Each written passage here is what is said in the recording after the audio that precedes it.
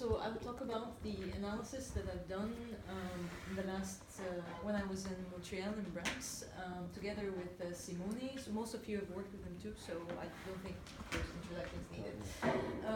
So actually, yeah, first, two really important, I mean, we talked a lot about how was Canada, it was great, but Cool. like the first time I saw the whole door being frozen, that was impossible. But actually, on the right side, these were real, like these were frozen Branches. Yeah, branches, and they were beautiful. It was the first time I've seen them anywhere actually. And when they were all over the city, it was beautiful. But I really had to get close to them to really see they were frozen branches. Did you see the movie Frozen? Yes.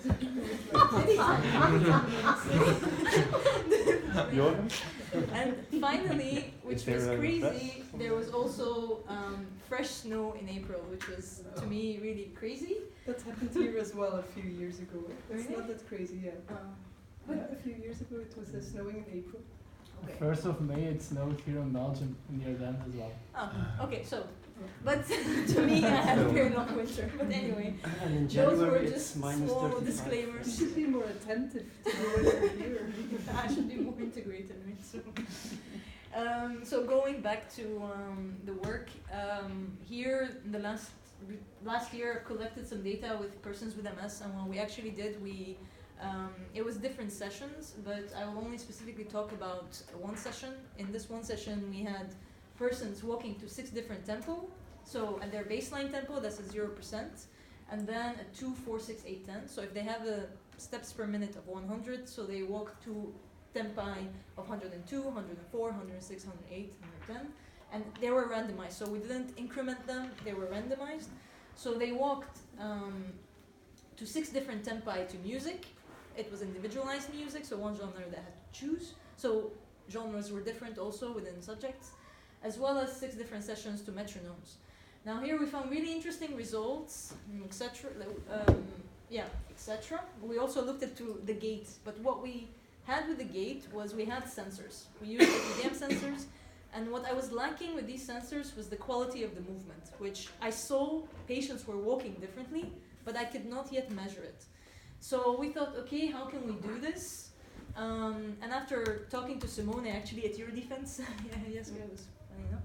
So I saw that they worked on DFA, and I thought to try to investigate this and apply it on our data. So this was like a side project within the main project. So what is DFA?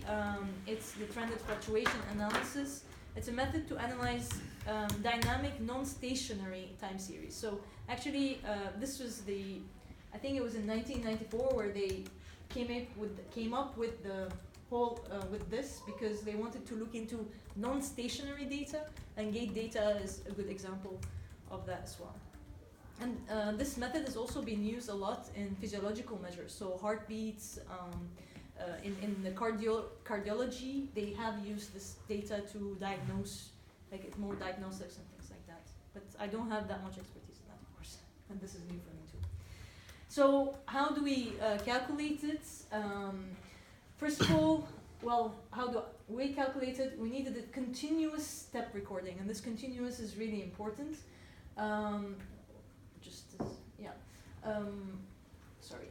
And the continuous was important because we needed enough number of data points, and they had to be more than 400. Well, we had 3 minutes of data, and 3 minutes corresponded to about from 300 to 400 data points, and continuous data points. The more we had, of course, it would have been better. So actually, the main message here is if you would want to design an experiment in the future, please consider to have more than 3 minutes of time series. And this is where we, at the beginning, most gate data has been calculated between stride intervals. So stride is when you have a step and a step, so each step is 1 stride. When we calculated it, we had half the data points, so we decided to throw out the strides and look at steps instead. So that's the reason we actually calculated steps, which has also been reported before, so there's no problem.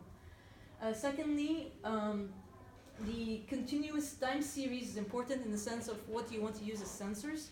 we used EPDM sensors and we had the dejogger, and we were lucky enough to have the dejogger data, because otherwise we wouldn't have been able to do this analysis, because you need real-time recording. If you have any gaps in your data, you can reconstruct, but that's not strong enough.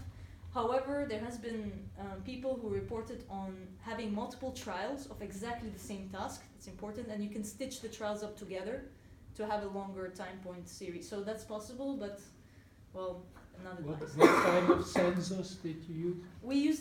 We actually used the dejogger. So we had the logs, we had the time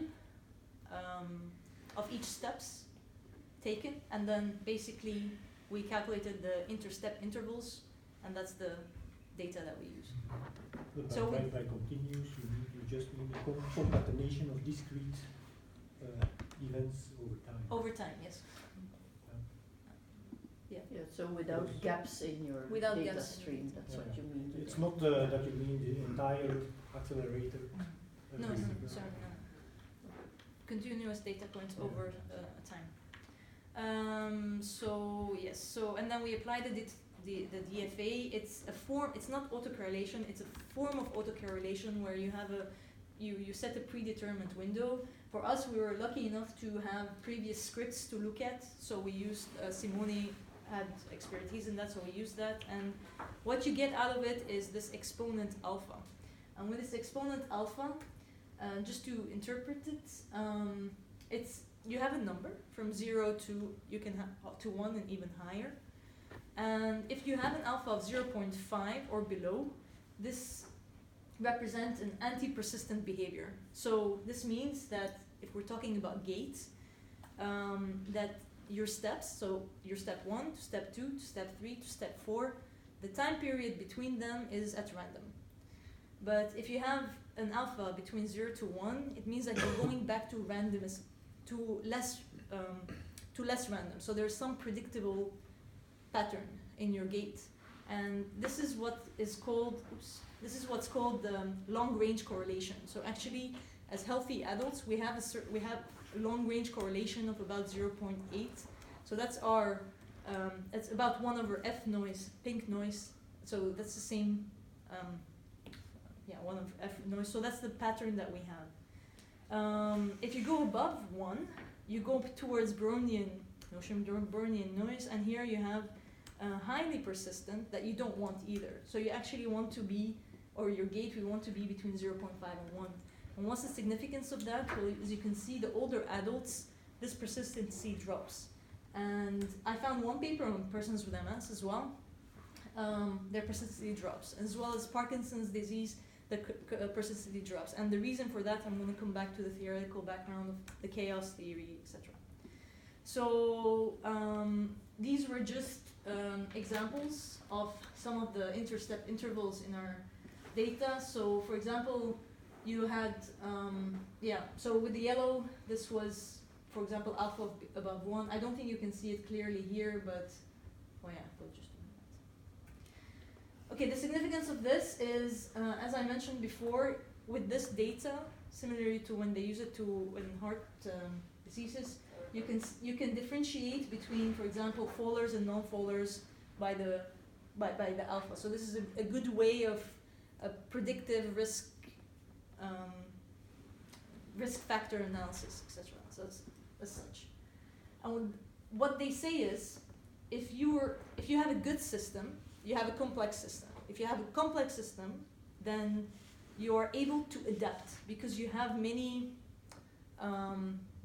Your adaptability, you have a complex system which copes with adaptability. So once you start losing complexity, you start losing flexibility as well. And it is, they say that gait is really complex. It's not as simple as just normal walking, in the sense that gait is influenced by neurological system, it's influenced by your proprioception, the sensory system, your visual system. So there's so many aspects that influences the gait, and alpha could be a variable to understand this complexity. I know it's one measure to understand complexity, but it could be collapsed into this. So the questions we wanted to ask then is why did we want to calculate alpha, so therefore variability of gait, is we want to see what happens to variability when we ask person with MS and healthy controls to walk past their comfort tempo, so we have the different tempos, and is there an effect of stimuli, music or metronome, and also is there an added value of calculating alpha? Does it actually tell us something also to discriminate between our patients? And here the hypothesis is that music would have been a better stimuli to walk to than metronomes. Because of the variability found in the music, you might have actually, it might have facilitated the variability in the walking, so made it more persistent. And I want to just walk you through some important points before I give you the results, because this was also new to me when we talked about DFA, but it was the importance of the data points, the amount of data points. So as you see here, this is basically my different conditions. So the 0%, 2%, 4%, these are the tempos. And it's again collapsed. It's all participants, so healthy controls, persons with MS, and the stimuli. But you can see here is the cadence change and the data points. So we can imagine if someone's walking at 0% and someone's walking at 10%, the number of steps increase. And because of our experimental design, we have to make sure when we're comparing the 0 and the 10 that the data points is not the reason why we find a difference between them. So that's why we expect like a straight line here, which is what we get. But just to make to be sure that data points was not a covariate, let's say, and a covariate that was statistically significant for our results, I also had to run an analysis of variance to just make sure that it doesn't, that variation in it would not explain the results, and this is what we found. So once I found this, I could have just ignored data points within my ANOVA, and then after this, once calculating the alpha, actually, I did a simple ANOVA. So the results, what we find is there was no difference between statistically difference between patients and healthy controls, but there were significance in conditions, and this was quite surprising to us. That as you see with the metronomes, maybe I can explain this. So the conditions are here, so the different tempi are here. This block is metronomes and this block is music, and 0 to, well, all the way to 1. And let's say 0.5 is that tipping point where we become from anti-persistent to persistent. There was an effect of condition. Maybe I should have talked about this first. So music was statistically more significant than metronomes in the sense that with music we're more persistent. So this also is in connection to the literature. So we confirm literature. But we also find differences between tempo, and this is not, actually this has not been looked at before. What happens when you increase someone 10% above their tempo, and what happens to their movement variability? And we see at the higher tempos, they get more persistent. So at higher tempos, they're going back to their normal gaits. And this doesn't make, well, at the beginning it doesn't make sense. I have some explanation, but I would like to talk about it. But when we see that at the lower tempos, they are persistent, but at the lower ranges, this is an indication as well of most probably the interaction between the walking and the music. So they were doing something. One more thing. Before we can also confirm that our original data is to be trustworthy, what we had to do as well was we had to shuffle the whole time series per participant and redo the DFA analysis just to make sure that our data was not random, like the results were not at random. So when we reshuffled them, we expected to see absolutely no non-randomness, and this is what we find. So we confirmed that our results are, that the alpha that we see is interpretable. And this was the most interesting thing. When we looked at only the persons with MS, those who were more motorically impaired, and those who were less. So the less motorically impaired are in yellow, and you can see that they have the same pattern as they had with as the healthy controls. So the higher tempos, they also become more persistent at 8 and 10%. However, those who were not, who were more impaired, they do not change over the different tempos. And this was significant as well. So we thought that this alpha could actually show some kind of distinguishing sensitivity that was not present with the other parameters as well. Was not present with the speed or stride length or cadence, those normal parameters that we define. And this is just to show the trend.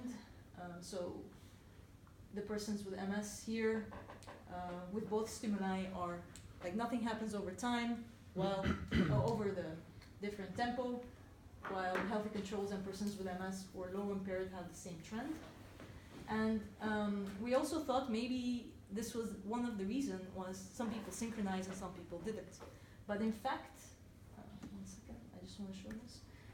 In fact, we didn't find any correlations between resultant vector length at the different all conditions, even at all conditions here, it's all collapsed again, and alpha, as you can see here. So with blue, it's healthy controls, and with 1, it's persons with MS. So you can see that people who were synchronizing pretty well, they had a very wide range of alpha. And I also looked at period matching, so period synchronization, and we see the same thing. So in fact, synchronization was not correlated. I have a question. For resultant vector length, you use all the values. What if you look at this plot but only consider the trials where they had higher resultant vector lengths, so where you know that they were synchronizing up to some point? Like you did in your paper as well. Yeah, so only the ones that have... Only those who synchronized. Yeah. Yes, I tried to do that, but there are sometimes people who synchronized at with metronomes at 0% were not synchronizing at 4%. Or Yeah, okay, so the comparison you was... don't have enough It things was- to compare then. Yes, Yeah. yeah. I tried to look at who Yeah. synchronized, who didn't, even at small samples, but I really saw nothing. We Or checked you really everything. would need to check not over the whole trial, but extract parts where they were Synchronizing perfectly. synchronized and Yeah, because also actually Simone firstly mentioned that in our sample we had really good synchronizers. This was not the case apparently in Parkinson's disease.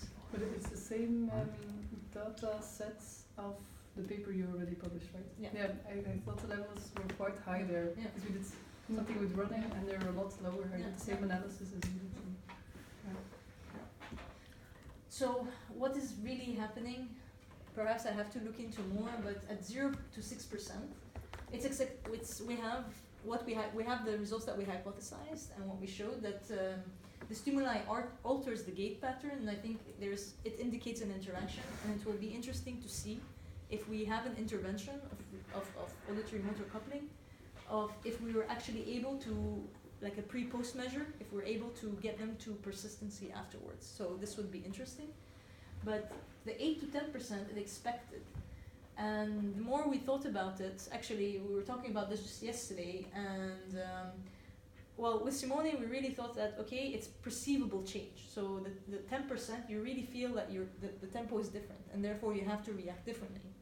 But what if that this is a transitional stage from walking to jogging? But you're not really jogging, but your body is being prepared to go into another stage. And in order to do this, you go again back to a persistent rhythm, to something that your gait is used to, in order to prepare yourself again for a new stage of running. That is the only thing that makes sense here. I have another question.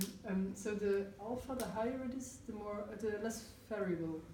Or am I The higher, the more the higher it is, the less variable. it's not random Yes. anymore. Yeah. So the better, the more Yeah. periodicity. But the thing is, when you start the 0 as your own comfort tempo, right? Yes. But when you increase it, you also have way more steps. So your ratio is also different, because if you run normally, let's say, at 100 steps per minute, but you increase it up to 10, you have way more steps. So maybe that could make a difference as well, no? Because No, I think you have less. she mentioned before you make sure that the number of data points is the same for all Okay. conditions, right? Yes, yes. Yeah. And Yeah, but still, Yeah, I get what you mean. your behavior responds because you have to act faster, so you have less freedom in your movements to have variability. Yeah. If you're a synchronizer, if you have if let's say you have the same more or less amount of synchronization or tempo entrainment or whatever, you have less freedom, right? You Yes, start but to what about the following? goes faster. So for the 8 and 10%, you also lose your synchronization, right? Not all of them, no. Those who Oh, most- actually have a high, Alpha. alpha, they don't lose their synchronization. They don't lose their synchronization. But your curve But- probably goes a bit like this. It goes a bit lower, of course, Like but to they- 6 and then probably drops a bit, right? Something like that. Yeah, a bit. Yeah, It drops a yeah. bit, but it's still like Yeah. for healthy controls, they are still able to synchronize at 10%. But you asked them, you instructed them to Yes, synchronize. yes, Yeah. Okay. And can it be related to the thing you said about complexity and flexibility, in the sense that when my brain says I have a task, I need to walk faster, I will, and it's more difficult because it's 8 to 10% higher, I will focus on this task and be less random, flexible, let's say, to adjust to different tempi. Because if you give me a hard task, I will become more rigid, Mhm. so less complex, less Yeah. flexible, to actually adapt and become more persistent in my tempo to keep track of like this. Yeah, because when it's harder slower, task. You Let's become say. non-random, indeed. you'll yeah. be less focused when it's slower, Yeah. I guess, and Yeah. your focus might increase. Especially It that- could also be a change in strategy. In strategy, let's say that in the lower percentages, you could typically rely more on error correction, prediction error correction. Whereas for higher frequencies, perhaps it's less evident to do that directly. So you get into a kind of self-similarity pattern that means a higher alpha, right? Because the alpha measures self-similarity at long term, and you lose that when you do prediction error correction Yeah, to at each predict step. each, yeah. Then you lose your long-term self-similarity. Indeed. Is it the case that the reaction to a deviation is a limited time, Yes. fixed time? Yes. So when it is faster, you carry over to the next period. Hmm? You get more persistent. Also- persistent. Yeah. So, okay, I see. Yeah. So because it's so small that you correct in two You steps. cannot correct completely within one step, you have to do it in the next. But that might not explain this so high alpha. For such a high alpha, you really would think that this happens in a much longer period. I was thinking Yeah, the literature on is it- variability in movement, the different types, task relevant, task irrelevant, there are different types of variability. I have quite some papers on it, but I should. Having instruction is very important Yeah. to read this. Maybe also to go further on Mark's idea, you could do a lac 1 autocorrelation. Yeah, And then, did you do that? we Yes. didn't do it. We talked about it, but then we the whole idea of doing it was to double check if that was random or not, and then we decided to do shuffling instead. So we didn't do it. Yeah, but so if you go to the literature on event-based timing and emergent timing, so event-based timing is more cognitively controlled, so you predict and you correct errors in your prediction. But emergent timing is more kind of dynamical system that works on sensory motor alignment. But typically, if you apply event-based timing, you will have a higher lac 1 autocorrelation. And probably lower alpha. Yeah. Well, that's Yeah. what we have to see. Yeah. But could be interesting, Yeah. and it's easy to do. It's But you could be synchronized without the immediate error correction, but on the basis of the more dynamical thing that introduces again your variance And with a then higher when alpha. it is longer than one step, it builds Yeah, up. yeah. That could be an interesting. Because actually that is what we show anyway, that we have an optimal tempi of 4 and 6%. These are the tempi that they have the best alpha, let's say.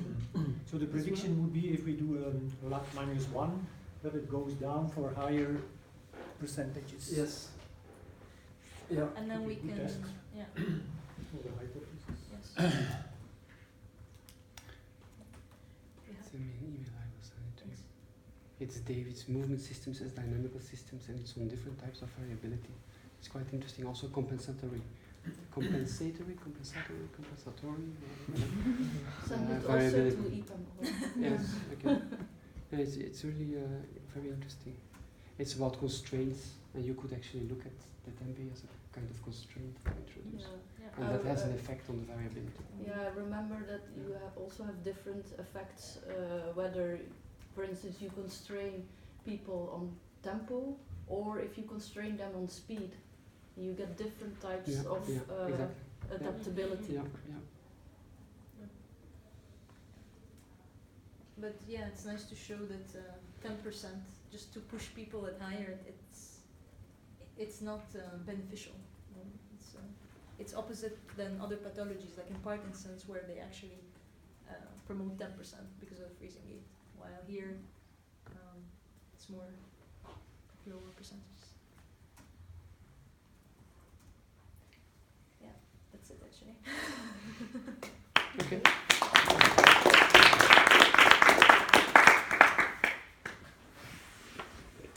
Okay. We have a next think tank on the 20th.